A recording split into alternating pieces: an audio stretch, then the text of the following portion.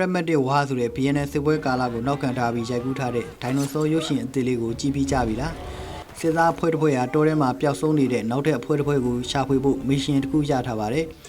်ဒီဖွဲ့ဟာစုံစမ်းမှုရောက်သွားတဲ့အခါပျောက်ဆုံးနေတဲ့အဖွဲ့ကိုမတွေ့ဘဲကြောက်စရာကောင်းတဲ့ကိစ္စတစ်ခုကိုရှာဖွေတွေ့ရှိသွားတာကနေဇက်ကားကိုဇက်ချိန်မြင့်ထားပါတယ်အဲ့ဒါကတော့ဒိုင်နိုဆောတွေကသူတို့ကိုလိုက်ပြီးတော့အမဲဖြတ်နေကြတာပါပဲဒါတွေကတော့ပြောပြလို့ရတဲ့အကြောင်းအရာတွေပဲဖြစ်ပါတယ်ဒါပေမဲ့ Jurassic Park မဟုတ်တဲ့တခြားဒိုင်နိုဆောရုပ်ရှင်တကားထွက်လာတာဘလောက်တောင်အံ့ဩစရာကောင်းလိုက်လေလို့ပြောချင်ပါတယ် Pragmatic ဝါအကြောင်းကြတော့ကျွန်တော်ကိုစိတ်ဝင်စားမှုအရှိဆုံးဖြစ်စေတာကအဲ့ဒါပါပဲဒါကိုပေးတစ်ခုမှမဖတ်မိခင်အချိန်ထိကျွန်တော်တခါမှမကြားဘူးပါဘူးနောက်ထွေလာတွေကြည့်တယ်ပြီးတော့ဖူးမှုပင်ကြည့်မိပါတယ်တကယ်တမ်းကျတော့ဒီရုပ်ရှင်ကနောက်ထပ်ဒိုင်နိုဆော franchise ဖြစ်လာနိုင်တဲ့အတော်လေးကောင်းမွန်တဲ့ဇာတ်ကားတကားလိုပါပဲအခုချိန်ထိ Jurassic Park ကပဲဒိုင်နိုဆောရုပ်ရှင်သေးဘက်ကိုတူးတဲ့ချုပ်ကန်ထားသလိုခံစားရပါတယ် Steven Spielberg ဟာငမန်းကားတွေကိုယူသွမှုတစ်ခုလိုဖန်တီးခဲ့တာပါကျော်ဆိုတဲ့ငမန်းကားနဲ့စတင်ခဲ့ပြီးအခုဆိုရင် online မှာကြည့်လိုက်ရင်သူ့ပြင်ငမန်းကားပေါင်းတန်းရှိနေတာတွေ့ရပါလိမ့်မယ်ဘယ်လိုမျိုးစားတွေလဲဆိုတော့ Ghost Shed, Sun Shed, Zombie Shed, Octopussy Shed စသဖြင့် copycat တွေအများကြီးထွက်လာတာတွေ့ရမှာပါဒါပေမဲ့ဘာကြောင့်မှမသိဘူး Steven Spielberg ရဲ့ Jurassic Park မှာတော့ဒီလိုမျိုးဖြစ်တာမျိုးမရှိခဲ့ပါဘူးဒိုင်နိုဆောပိတ်သက်တွေတဲ့အံ့ဩစရာကောင်းပြီးခင်မိတဲ့အကျိုးသက်ရောက်မှုရှိတဲ့ရုပ်ရှင်ဇာတ်ကားတကားရှိခဲ့ပေမဲ့ copycat တွေအများကြီးထွက်မလာခဲ့ပါဘူးလူအများကြီးကကိုပိုင် Jurassic Park ကိုဖန်တီးဖို့ကြိုးစားခဲ့ကြပါဘူးဒါကြောင့်နောက်ထပ်ဒီလိုထူးဆန်းတဲ့ဒိုင်နိုဆောရုပ်ရှင်တကားထွက်လာတဲ့အခါပိတ်သက်တွေနည်းနည်းတော့စိတ်လှုပ်ရှားမိမှာမှန်ပါပဲနောက်ဆုံးတော့ Jurassic Park ကိုရှင်ပြိုင်ဖို့ကြိုးစားမဲ့ဇာတ်ကားတစ်ခုထွက်လာပြီဆိုတဲ့ခံစားချက်မျိုးလေးပေါ့ဒီကားက R8 အပြည့်ဖြစ်ပြီးခေဟောင်းရုပ်ရှင်လည်းဖြစ်တာကြောင့်အပြင်စင်တွေကွဲပြားခြားနားနေတာကိုတွေ့ရမှာပါ BNN စပွဲကာလမှာစစ်သားအဖွဲ့တစ်ဖွဲ့ကဒိုင်နိုဆောတွေနဲ့ကြုံတွေ့ရတာမျိုးဆိုတဲ့ idea ကလည်းစိတ်ဝင်စားစရာပါဒီရုပ်ရှင်ကအမီတူ graphic novel ကိုရှေ့ကန်ထားပြီးစာအုပ်တွဲတွေလည်းအများပြားရှိပါတယ်ဒါကြောင့်အလားအလာတွေအများကြီးရှိပါသေးတယ်ဒီရုပ်ရှင်ကိုကျွန်တော်စိတ်လှုပ်ရှားစွာနဲ့အောင်ဆိုင်ပြီးကြည့်ခဲ့ပါတယ်ရုပ်ရှင်ဇာတ်ကားကိုကြည့်ပြီးတဲ့နောက်မှာတော့ငါဒီရုပ်ရှင်ဇာတ်ကားကိုတော်တော်ကြိုက်သွားခဲ့ရင်ကောင်းပါပဲလို့တွေးမိပါတယ်ဘာလို့လဲဆိုတော့ဒါက hot take ဖြစ်မယ်လို့ကျွန်တော်ထင်ပါတယ်ဒိုင်နိုဆောပိတ်သက်များကဒီရုပ်ရှင်ကိုအရန်ကြိုက်ပြီးကျင်းနဲ့ပျော်ရွှင်နေကြတယ်လို့သိရပါတယ်ဒီရုပ်ရှင်ကိုကျွန်တော်ကတော့သိမကြိုက်ခဲ့ပါဘူးဒါပေမဲ့ဒိုင်နိုဆောဝါသနာရှင်ပိတ်သက်တွေအနေနဲ့ဒီရုပ်ရှင်ကနေပျော်ရွှင်ကျင်းနဲ့မှုတွေဘာကြောင့်ရနိုင်လဲဆိုတာကိုကျွန်တော်နားလည်ပေးနိုင်ပါတယ်ကဲဒါဆိုရင်ဒီရုပ်ရှင်ဇာတ်ကားမှာကျွန်တော်သဘောကျတဲ့အချက်တွေနဲ့စတင်လိုက်ရအောင်ပထမတစ်ခုကတော့ရုပ်ရှင်ကြာရင်က2နာရီ15မိနစ်ရှိပါတယ်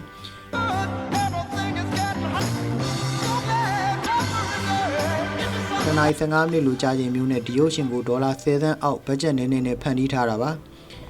ါဒီ channel တွေထင်ကြီးစရာကောင်းပြီးသူတို့ကိုအလေးနဲ့ချီးကျူးဖို့လိုပါတယ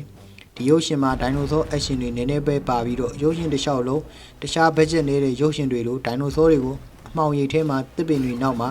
ဒါမှမဟုတ်မြန်မြန်ဆန်ဆန်ရွှေ့ပြောင်းတဲ့ရှုခင်းတွေနဲ့ဖုံးကွယ်ထားမှာပဲလို့ထင်ခဲ့တာပါဒိုင်နိုဆောတွေကို20စက္ကန့်လောက်မြင်ရပြီးရင်လူသားတဦးအကြာကြီးထွက်ပြေးနေတာကိုစက္ကန့်အများကြီးပြသတဲ့ပုံစံမျိုးပေါ့ဒီရုပ်ရှင်ဇာတ်ကားမှာဒိုင်နိုဆောတွေရဲ့ action တွေပြီးတော့ဖီယိုဖျဲဖြစ်တာတွေအများကြီးကိုသူတို့ပြပေးထားပါတယ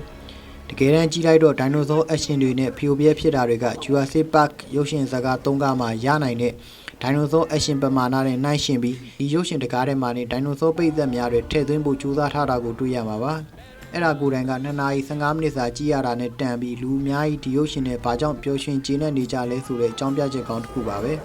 ဲဒီရုပ်ရှင်ရဲ့နောက်ထပ်အဓိကဆွဲဆောင်မှုတစ်ခုကတော့ဒိုင်နိုဆောတွေကိုပုံမှုလက်တွေ့ကျတဲ့ရှင်းကပ်မှုတစ်ခုပါပဲဒါဒိုင်နိုဆောဝါသနာရှင်တွေအခုခေတ်ရုပ်ရှင်တွေမှာလိုချင်နေတဲ့အရာလို့ခံစားရပါတယ်တရှင်ကဒိုင်နိုဆောတွေဘယ်လိုပုံစံရှိရမယ်လို့တသက်မှတ်တဲ့မတွေးတော့ပဲကျွန်တော်တို့ဟာကြီးခဲ့မြင်ခဲ့ဘူးတဲ့ဒိုင်နိုဆောဆိုတဲ့အရာတွေကနေခွဲထွက်ပြီးတော့ထူးခြားတဲ့ဒီဇိုင်းတွေနဲ့အမွှေးတောင်တွေလက်တွေ့ကျတဲ့ပုံစံတွေကိုမသိစိတ်ကလိုချင်နေမိပါတယ်ဒီရုပ်ရှင်မှာဖန်တီးမှုအပြည့်ရှိတဲ့ဒီဇိုင်းတွေအမွှေးတောင်တွေပါတဲ့ဒိုင်နိုဆောတွေအများကြီးရှိသလိုရောင်သွေးစုံလင်ပြီးစူပြေတဲ့ပုံစံမျိုးတွေလည်းပါဝင်ပါတယ်ဒိုင်နိုဆောတွေအတွက်သူတို့ရဲ့ကိုယ်ပိုင်ပုံစံနဲ့စတိုင်ကိုဖန်တီးနိုင်ခဲ့တာကိုသဘောကျမိပါတယ်ဒီရုပ်ရှင်မှာရတဲ့ဒိုင်နိုဆော action အမျိုးအစားတွေစီပြန်သွားရရင် T-Rex တွေ Raptor တွေအတွက်တည်တံ့ရိုက်ကူးထားတဲ့မြင်ကွင်းတွေဒါမှမဟုတ်ဒီရုပ်ရှင်ထဲမှာကျွန်တော်အကြိုက်ဆုံးမြင်ကွင်းတွေအများပြားရှိပါတယ် Key to Elect တွေပါဝင်တဲ့မြင်ကွင်းတွေပေါ့အတန်ထွက်မှန်မယ်လို့မျှော်လင့်ပါတယ်ဒါပေမဲ့ဒီရုပ်ရှင်က R8 ဖြစ်တာကြောင့်အဲ့ဒီမြင်ကွင်းကတကယ်ကိုကြမ်းတမ်းပြီးပြင်းထန်တဲ့ရိုက်ခွင်းချက်အရှို့ကိုဖန်တီးပေးခဲ့ပါတယ် Jurassic Park ရုပ်ရှင်တွေမှာအမြဲတမ်းအရေးမှုပဲပြသနိုင်တဲ့ရိုက်ချက်တွေပါဒါတကယ်ကိုအံ့ဩစရာကောင်းပါတယ်ရုပ်ရှင်အစကနေအလေပိုင်းတစ်လျှောက်လုံးဒိုင်နိုဆော action တွေအများကြီးပါဝင်ပါတယ်ဇလန်ဆုံးပိုင်းမှာလည်းအဲ့လိုပဲဖြစ်မယ်လို့သင်ထင်ပါလိမ့်မယ်သူ သူတို့ဟာ slow motion ကတ်တွေလှပတဲ့မီးလင်းမောင်တွေရေသွေးမြင့် CGI တွေနောက်ခံတီးယူတာတွေအပြည့်စုံနဲ့ရုပ်ရှင်အစုံမှာကြီးကျယ်ခမ်းနားတဲ့ဒိုင်နိုဆောတိုက်ပွဲတစ်ခုကိုတည်ဆောက်ထားပါတယ်။ဒါဟာဒီရုပ်ရှင်ရဲ့ budget အခြေခံစစ်တမ်းနဲ့ရှိရင်တကယ်ကိုထင်ကြီးစရာကောင်းပါတယ်။ဒါကြောင့်ဒိုင်နိုဆောတွေအများကြီးတပြုံကြီးကြီးရင်လည်းဆိုရင်ဒီရုပ်ရှင်တစ်လျှောက်လုံးမှာဒိုင်နိုဆောနဲ့ပတ်သက်တဲ့ဖြိုပြမှုခိုက်တံတွေရရှိမှအသေးချာပဲလို့ပြောချင်ပါတယ်။ဒီရုပ်ရှင်စကားကိုကြည့်ပြီးတော့ကလေးဘွားတော်ကပျော်စရာကောင်းတဲ့အချိန်တွေကိုတွန်းပို့နေလို့ခံစားရပါတယ်။ဒိုင်နိုဆောရုပ်တွေနဲ့ဆော့ခဲ့တဲ့အချိန်တွေပေါ့။ Oh my god ဒါပေမဲ့ဒီလိုဒိုင်နိုဆောရုပ်ရှင်ကြီးတွေကိုရသပြက်အောင်ဒုက္ခပေးနေတဲ့ထောင်ချောက်တွေအများကြီးရှိပါတယ်။အဲ့ဒါကတော့ဇလန်းနဲ့ဇက်ကောင်တွေပါပဲ။ပြီးတော့ကျွန်တော်ဇလန်းကိုလည်းသိသဘောမကျခဲ့ဘူး။တောထဲမှာပျောက်သွားတဲ့စစ်သားအဖွဲ့တစ်ဖွဲ့ရဲ့ mission ရည်ရွယ်ချက်ကိုတော့သူတို့ကိုပြောမပြထားဘူးဆိုတဲ့ idea ကတကယ်စိတ်ဝင်စားစရာကောင်းပြီးထူးခြားတယ်လို့ကျွန်တော်ထင်ပါတယ်။သူတို့ကိုဆေးလို့လိုက်ပြီးမှဒိုင်နိုဆောတွေဒီမှာရှိနေတာဘယ်လိုရောက်လာတာလဲဘာတွေဖြစ်နေရလဲဆိုတာကိုသူတို့ကိုယ်တိုင်ရှာဖွေရတာမျိုးပေါ့။ရုပ်ရှင်ရဲ့အစပိုင်းကဖြည်းဖြည်းနဲ့အေးအေးလေးသွားပါတယ်။ဒိုင်တာကဇက်ကောင်တွေရဲ့ဇယိုက်ကိုထုံးစံတိုင်းတိဆောက်သွားပြီးသူတို့အဖွဲ့တွေကဆက်ဆံရေးတွေဘယ်သူကဟာသားလုပ်တယ်လဲဘယ်သူကခက်မှမှလဲဘယ်သူကအရင်ဆုံးတည်နိုင်လဲဆိုတာတွေကိုကြည့်ရှုသူစိတ်ဝင်စားအောင်လုပ်ရှင်နေဆိုတာဇကားတဘာဝအတိုင်းပဲမို့ကျွန်တော်နားလဲပါတယ်။ဇလန်ဇက်ကွက်တွေကဒီလိုဇက်ကောင်တွေရဲ့ဇယိုက်ကိုတိဆောက်ဖို့ကြိုးစားနေပေမဲ့ဒီဇက်ကောင်တွေကတကယ်ကိုမျက်နှာမူရာတွေအားမပါသလိုနဲ့ကြောက်ရွံ့တွေလိုခံစားခဲ့ရလို့သူတို့ထက်ကဘ누구ကိုမှကျွန်တော်အမှန်ကန်စိတ်ဝင်စားခဲ့ပါဘူး။အစာပိုင်းမှာတော့ဒီတယောက်တော့ဒိုင်နိုဆောကြီးစားမခံရပါသေးနဲ့အသက်ရှင်ပါသေးနောက်တော့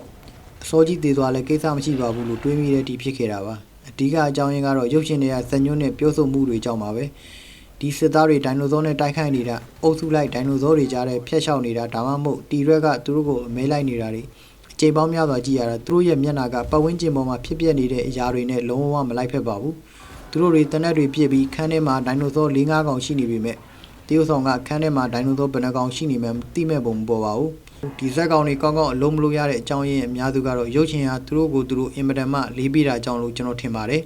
်ဒီရုပ်ရှင်ကိုကြည့်နေရင် Jurassic Park ရဲ့လှုံ့ဆော်မှုလွှမ်းမိုးမှုတွေကိုမြင်နေရပါတယ်အချိန်ပေါင်းများစွာတီရက်ကဘရင်ဖြစ်ပြီးအရာအလုံးကိုအုပ်ဆိုးတာမျိုးတွေ့ရမှာပါဒါကဒိုင်နိုဆောရုပ်ရှင်အားလုံးတွေပြောပြမလို့တဲ့စီးမြင့်တစ်ခုလိုဖြစ်နေတာပါဒီအချိန်မှာဘာပဲဖြစ်ဖြစ်တီရက်ကဘရင်မှာပဲ Raptor တွေကတော့ဒုတိယဘီလိန်တွေဖြစ်တတ်ပေမဲ့လူတွေနဲ့အဆင့်အတူတူမှရှိပြီးဖန်ဆီးတက်ဖြတ်နိုင်ပြီးအုပ်စုဖွဲ့အမဲလိုက်နိုင်တာကြောင့်သူတို့ကအကြီးမားဆုံးချိန်ချောက်မှုလိုဖြစ်နေသေးပါပဲတော်ရဲစွာတဲ့ကောင်မလေးလိုဇက်ကောင်မျိုးကိုလည်းဒီရုပ်ရှင်ထဲမှာထည့်သွင်းထားပါတယ်အရင် Jurassic Park ရုပ်ရှင်တွေကနေပြသထားတဲ့ပြေးလွှားကန်းတွေဒိုင်နိုဆောတွေနဲ့ဖီယိုဖျဲဖြစ်တဲ့ပုံစံတွေတောင်ဒီကားထဲမှာပါဝင်ပါတယ်အဲ့ဒါကပဲဒီရုပ်ရှင်ကသူ့ရဲ့ကိုယ်ပိုင်ထူးခြားမှုကိုဘယ်မှာဆုံးရှုံးသွားလဲဆိုတာနဲ့ဒီရုပ်ရှင်ကသူ့ရဲ့ကိုယ်ပိုင်ထူးခြားမှုမရတော့တဲ့အချိန်လို့ခံစားလိုက်ရပါတယ်ဒီရုပ်ရှင်ကဘတ်ဂျက်နဲ့ရှင်အံ့ဩစရာကောင်းအောင်ကောင်းမွန်တဲ့ဒိုင်နိုဆောတွေကိုဖန်တီးခဲ့တဲ့အတွက်သူတို့အလုပ်ကောင်းကောင်းလုပ်ခဲ့တာတော့သိကြပါတယ်ဒီ10သန်းအောက်ဆိုတဲ့ဘတ်ဂျက်နဲ့ရှင် Godzilla minus 1အဆင့်လောက်ကောင်းမွန်တဲ့ virtual effects တွေလို့တော့ပြောလို့မရပါဘူးဒါပေမဲ့ sci-fi channel အဆင့် CGI ကနေဘတ်ဂျက်ကြီးမားတဲ့ Hollywood ရုပ်ရှင်အတိကြည့်မယ်ဆိုရင်ဒီရုပ်ရှင်မှာသူတို့လုံနိုင်ခဲ့တာတွေကအထင်ကြီးစရာကောင်းတာကိုတော့ညင်းလို့မရပါဘူးဒါပေမဲ့ R-rate ဖြစ်နေတာတော့ဒီလိုဖီယိုဖျက်ဖြစ်မှုတွေအများကြီးထဲမှာကြောက်စရာမပါဘူးလို့ခံစားရပါတယ်စိတ်ထဲပေါ်လာတဲ့ကြောက်စရာမြင်ကွင်းတစ်ခုပဲရှိပါတယ်မှတ်မှတ်ရတစ်ခုကဒိုင်နိုဆောတစ်ကောင်ကစစ်သားတစ်ယောက်ကိုဖမ်းချုပ်ပြီးဝမ်းပိုက်ကိုခွဲကဥတွေထုတ်နေတာမျိုးပါပဲ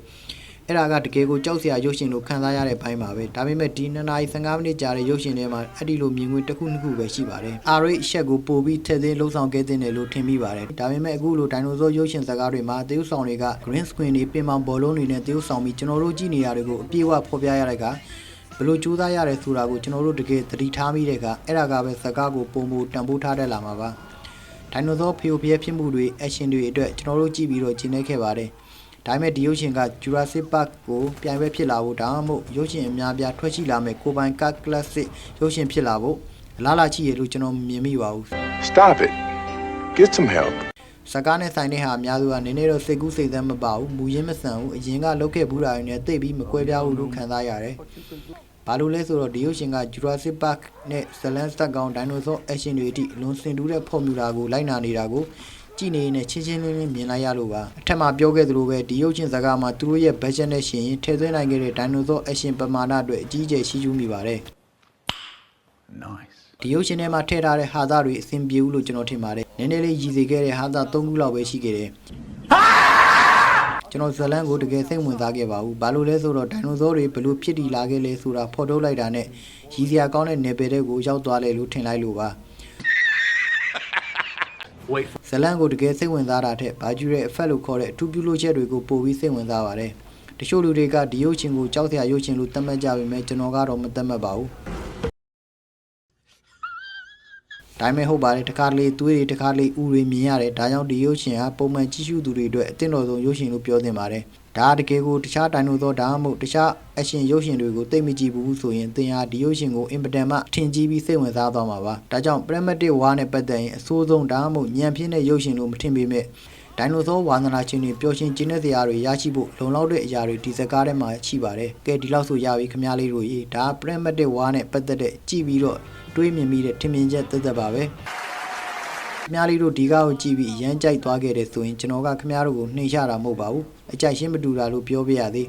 ဘာဖြစ်အကောင်းမြင့်သိနေဆိုအဲ့ဒါတွေကသိတော့ကိစ္စမရှိပါဘူးဒီကားရဲ့ဒိုင်နိုဆောတွေကိုတော့ကျွန်တော်ကြိုက်နေသက်တယ်လို့ဝန်ခံပါတယ်ဒီ Pragmatic War ဆိုတဲ့ရုပ်ရှင်ဇာတ်လမ်းကိုကြည့်ပြီးသွားရင်ခင်ဗျားတို့ဘယ်လိုထင်လဲဆိုတာ comment မှာပြောပြပေးပါအောင် like လုပ်ဖို့ subscribe လုပ်ဖို့ follow လုပ်ဖို့မေးပါနဲ့ဒါကမေးလို့ကောင်းတဲ့ဟာမဟုတ်ပါဘူးအားလုံးပဲကျမ်းမာရေး queue ဆိုင်ပါနော်